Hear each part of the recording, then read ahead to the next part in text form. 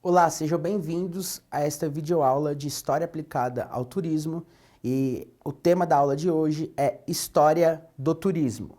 Os tópicos a serem abordados na aula é a evolução do turismo ao longo do tempo e eventos importantes para o desenvolvimento do turismo moderno. Ao término desta aula, você deverá ser capaz de conhecer os momentos históricos que contribuíram para o desenvolvimento do turismo e identificar os eventos que favoreceram o turismo moderno. Bom, gente, o ser humano, desde que ele existe, ele tem um ato que é o ato de viajar. E essa viagem, ela tem vários motivos. Às vezes para conhecer, às vezes para procurar um lugar que tenha condições mais favoráveis, outras vezes é simplesmente pelo ato de passear para conhecer, tá? E, gente, isso tudo a gente chama de turismo hoje em dia. Então, ao longo da história da humanidade, vários elementos, vários eventos, vários processos históricos estiveram relacionados ao ato de viajar.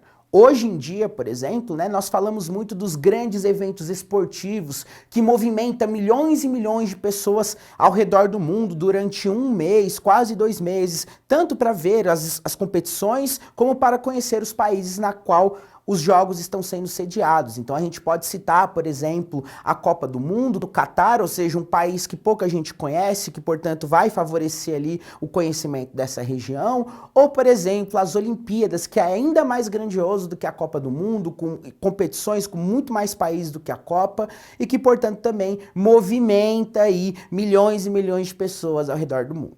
Então, gente, nós vamos ver o processo da história ao longo do tempo, como por exemplo na antiguidade. Então, gente, alguns acreditam, alguns estudiosos do turismo e alguns historiadores que estudam o ato de viajar do ser humano, alguns acreditam que não tem uma data certa para o turismo ter iniciado, ou seja, a partir de agora iniciou o turismo, tá? Mas existe uma concepção de que desde que o ser humano é ser humano, ele viajou tanto de forma definitiva como de forma não definitiva e que, portanto, ele está sempre em constante ato de turismo, ou seja, de viagem, tá? De deslocamento.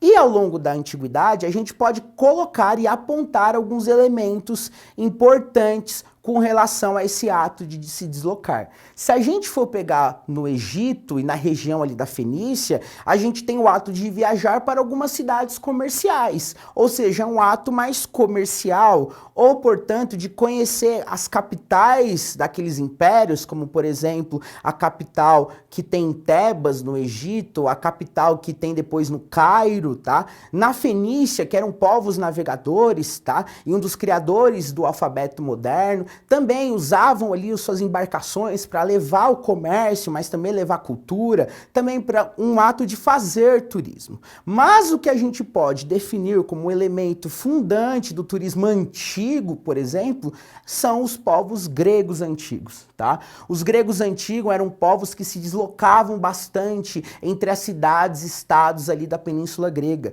principalmente por um evento esportivo que na verdade era um evento religioso que é conhecido como as Olimpíadas, tá? Então as Olimpíadas movimentavam esportistas da Grécia inteira em determinada região, que portanto atraía e fazia com que os gregos, se deslocassem através do mundo. A gente pode citar também as diásporas gregas, ou seja, as dispersões do povo grego em volta ali do Mediterrâneo como um ato de viajar, de conhecer, de se fundar em outros locais. Mas junto com os gregos não podemos deixar de lado os romanos. Os romanos que cresceram de um povo latino na Península Itálica como uma república forte militar para depois por um império extremamente poderoso. E esse grande império favoreceu, querendo ou não, o turismo, principalmente por conta que o Império construía as famosas estradas romanas, onde tem inclusive aquele ditado que todas as estradas levam a Roma.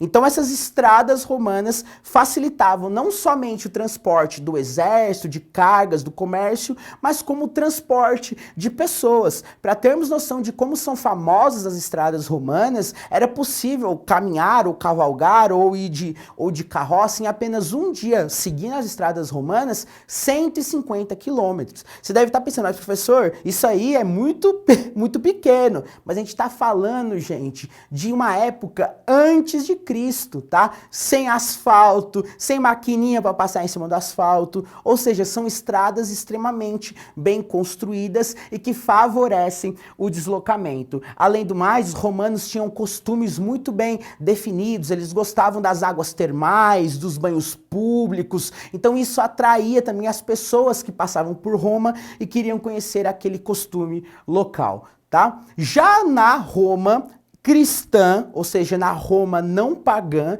a gente tem ali os peregrinos cristãos que vão se dispersar de Roma e vão, aos poucos, fazendo peregrinações a Roma para visitar ali o centro da igreja, a sede da igreja, e, portanto, esses peregrinos que saem das suas casas para visitar Roma vão ser chamados aí dos romeiros, né, que fazem peregrinações com objetivos religiosos até Roma.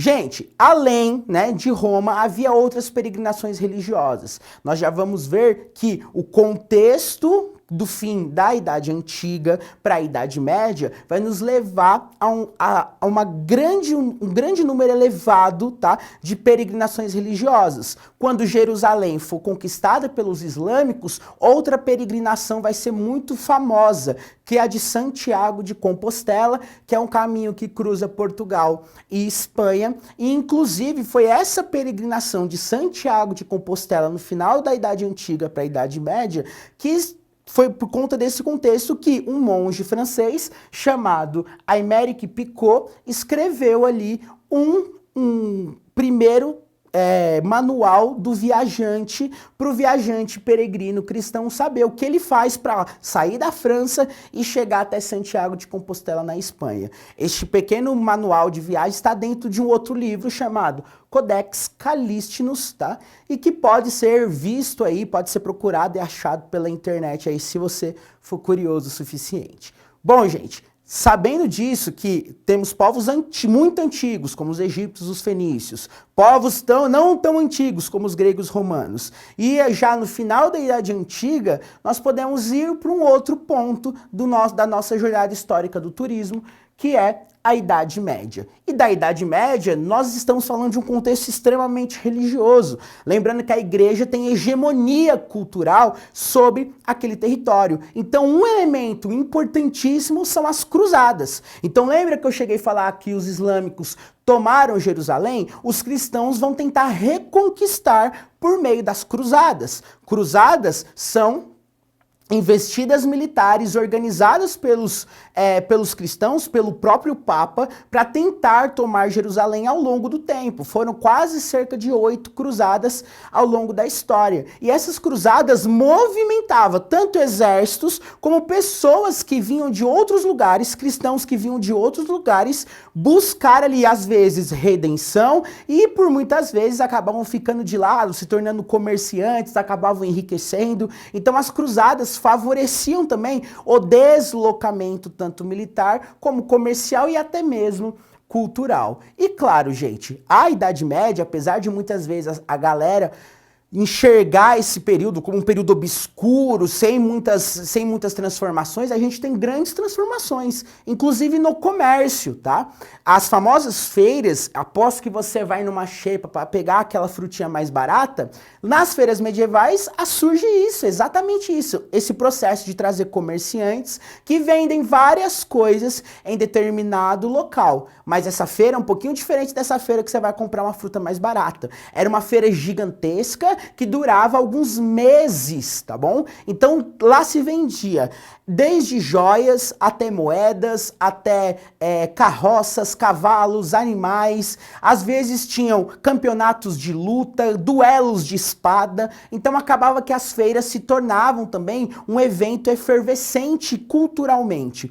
Inclusive até hoje em algumas regiões da Europa, como na Espanha e Portugal, algumas pessoas, né, algumas cidades ainda revivem as feiras medievais como um ato ali turístico para movimentar também o turismo nessas regiões ainda hoje, tá?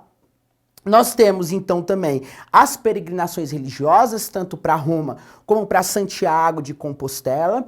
E nós temos, gente, no finzinho da Idade Média, já quando o Império Romano do Oriente cai lá em Constantinopla, nós temos o fim da Idade Média, nós já estamos num período de transformação do homem. Por quê? Porque o homem começa a sair do seu pensamento religioso, começa agora a entrar nos navios e partir mar adentro. E esse mar adentro vai levar o famoso período das grandes navegações ou a Era dos Descobrimentos, onde o homem europeu vai sair do seu continente, vai entrar em um mar desconhecido, vai cruzar o sul da África, vai chegar nas Américas e, claro, o ato do turismo, de conhecer, de descobrir, vai ser ainda mais difundido. Inclusive, os estudiosos vão querer subir nos barcos e chegar nessas regiões para conhecer a nova fauna, a nova flora e até mesmo as novas pessoas que aparecem lá, como os nossos indígenas, por exemplo, tá? Então, gente, o final da Idade Média, ele favorece grandemente aí o turismo, se a gente for pensar na questão do deslocamento para conhecer.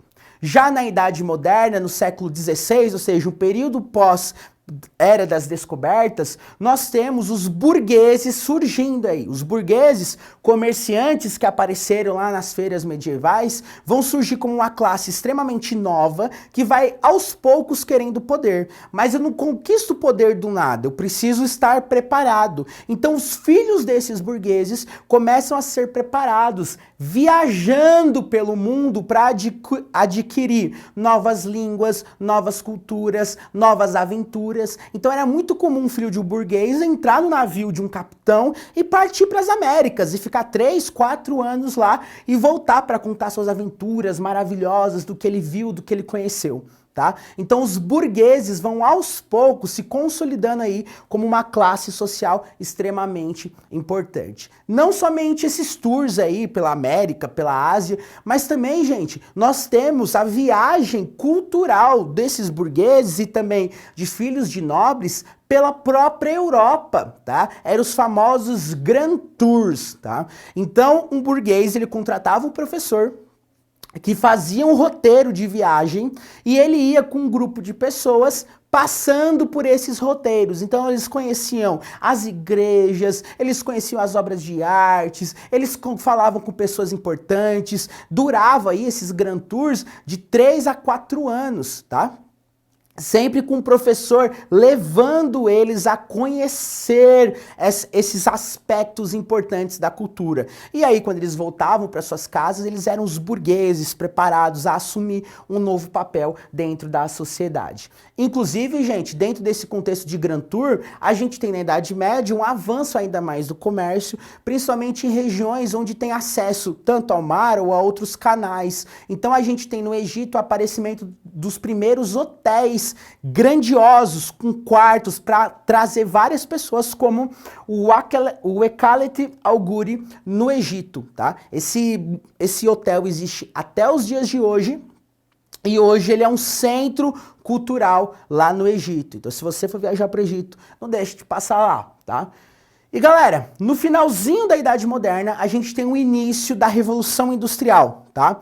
Então, do século XVIII para o XIX, nós temos o surgimento da Revolução Industrial, que vai causar transformações extremamente rápidas dentro da sociedade, e aí o comércio vai ser aos poucos sendo substituído pela indústria. Claro que o comércio vai continuar existindo, mas a atividade principal do homem agora vai ser a produção em grande escala, tá? Então, a partir do século XIX, a gente tem o favorecimento aí, tá? Dessa produção industrial que vai mudar as sociedades, a gente vai ter um êxodo rural, as pessoas vão sair do campo e entrar dentro das cidades. Esses burgueses que se constituíam no século XVI vão se tornar a principal classe e, claro, o termo turista vai surgir como principal termo para designar as pessoas que saem de suas casas para simplesmente passear por aí, seja nacionalmente, seja internacionalmente. E este termo, né, touriste, que é em francês, foi cunhado por um escritor muito famoso francês, que é o Stendhal, tá?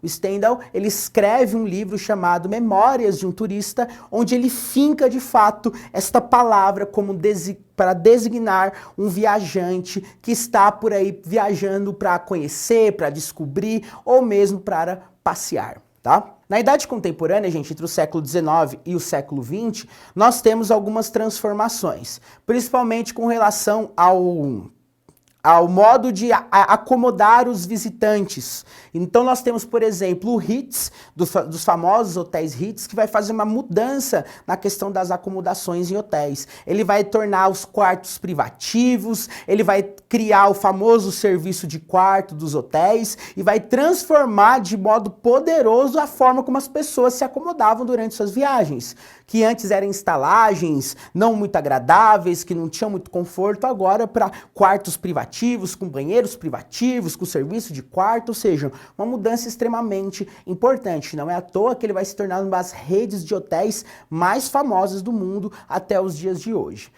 Gente, a partir disso aí também, nós temos o aparecimento de órgãos do governo, principalmente da Europa, que vão tentar fomentar o turismo, já que eles enxergam que o ato de deslocar e de fazer com que as pessoas gastem, aumentar. Então nós temos a criação na França, por exemplo, do Office National du Tourisme, tá? Que é simplesmente um órgão oficial que vai tentar fomentar o turismo nas regiões, nas localidades francesas.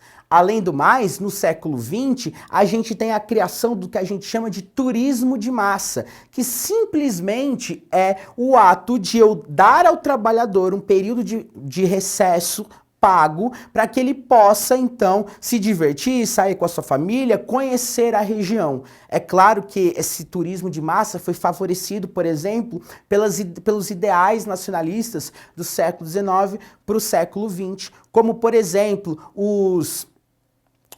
as ideologias, por exemplo, do Mussolini, do Hitler e até mesmo de Vargas aqui no Brasil. Já após a Segunda Guerra Mundial, nós temos a Carta das Nações Unidas, colocando o turismo como elemento central de intercâmbio cultural entre os povos. Então, depois de uma guerra que fraturou a humanidade, ele enxerga no turismo, as Nações Unidas, uma ferramenta para tentar compartilhar as culturas entre os povos, para que a gente se reconheça e perceba que a gente tem menos diferenças do que a gente imagina. Então, o turismo, a partir daí, vai passar pelos governos, então, nacionais, a ter um investimento muito maior. E claro, gente, com isso, favoreceu o aparecimento das agências de viagens que vão vender os famosos pacotes de turismo, onde o viajante ele paga determinada parcela com uma série de elementos que ele pode visitar sem pagar a mais por isso. E, gente, falando da atualidade agora, né? Nós temos os eventos de grande porte que a gente já citou lá na introdução da nossa aula, como, por exemplo, a Copa e as Olimpíadas. Claro que essas Olimpíadas não são as Olimpíadas lá da Grécia Antiga, mas são Olimpíadas que foram criadas no século XIX, a partir do Barão de Coubertin, na França, justamente para tentar transformar aí o turismo e o deslocamento. Mas hoje a Copa, por exemplo, e as Olimpíadas são dos maiores eventos que movimentam pessoas se deslocando para conhecer, para passear ao redor do mundo. E claro, gente, o turismo espacial, que é basicamente a nova dimensão do turismo nos dias de hoje, que claro, ainda está dando seus primeiros passos, mas nós já temos aí dois grandes nomes do turismo espacial, que é a SpaceX do Elon Musk e a Blue Origin do Jeff Bezos, que é o dono da Amazon. Eles já lançaram algumas pessoas ao espaço. Então ele sobe com o seu foguete, a pessoa fica ali 10, 20 segundos e depois volta para a Terra, tá? Então ali já é um turismo espacial. Em breve, quem sabe, a gente vai ter turismo até a Lua, turismo nas estrelas, enfim. Há muito pano para a manga aí para essa questão do turismo espacial. Depois de toda essa jornada histórica, pessoal, nós vemos que o turismo hoje é uma ferramenta extremamente importante tanto para os países como para os governos. De modo que hoje cerca de 52 setores são movimentando no mundo um montante de 4,5 trilhões de dólares. E neste ano, no primeiro semestre de 2022, nós temos o Brasil movimentando 91 bilhões de reais em turismo, ou seja, é um setor extremamente rico e que é vantajoso para quem investe neste setor. Bom, gente, então a gente parte para a nossa curiosidade. Lembra que dos pacotes de turismo que nós falamos? Um dos grandes inventores desses pacotes de turismo, das excursões, como a gente chama, é o Thomas Cook. Thomas Cook, ele já era um empreendedor inglês e ele vê que depois de ele organizar uma situação, uma reunião ali que ele fez com várias pessoas ao redor da Inglaterra, ele vê que aquilo é vantajoso. Então ele começa a fazer pacotes de viagem onde ele leva essa pessoa, cuida do deslocamento, cuida da hospedagem e então ele ganha em cima disso. Então aí ele vê que aquilo é muito vantajoso e começa a fazer essa série de excursões. Ele vê, por exemplo, que a hospedagem nesses casos começa a ser um pouco difícil. Então ele cria e patenteia o que a gente chama do voucher de hotel. Então sabe quando você faz a sua reserva no hotel e ganha um tipo de título de reserva do quarto? Foi o Thomas Cook que inventou para facilitar a reserva de dias mais adiantados. Então, eu vou me hospedar no dia 20, mas eu já posso fazer a minha reserva no dia 5, por exemplo, porque eu já tenho aquele voucher que já me coloca ali como detentor daquela reserva. O Thomas Cook, gente, vai construir uma das empresas mais ricas de agência de viagens, tá bom? Então vai ser uma empresa extremamente rica, mas que no ano de 2019, após várias crises internas, crises econômicas por aí, essa empresa do Thomas Cook vai, infelizmente, falir aí uma das maiores agências de viagem do mundo. A crise da Thomas Cook foi tão impactante, gente, que a galera que estava viajando com as agências de viagem da Thomas Cook em 2019, quando a empresa quebra, elas ficaram sem voltar para casa. E o governo britânico teve que fazer a maior repatriação de britânicos na história da Inglaterra desde a Segunda Guerra Mundial. Bom, gente, espero que vocês tenham gostado. Aqui nós deixamos nossa dica do Saiba Mais. A gente deixa em um artigo da GZH Mundo sobre a história da Thomas Cook, a empresa. E nós deixamos também um vídeo do History Brasil falando a história e o futuro do turismo. Espero que vocês tenham gostado dessa aula de história do turismo e eu desejo a vocês bons estudos.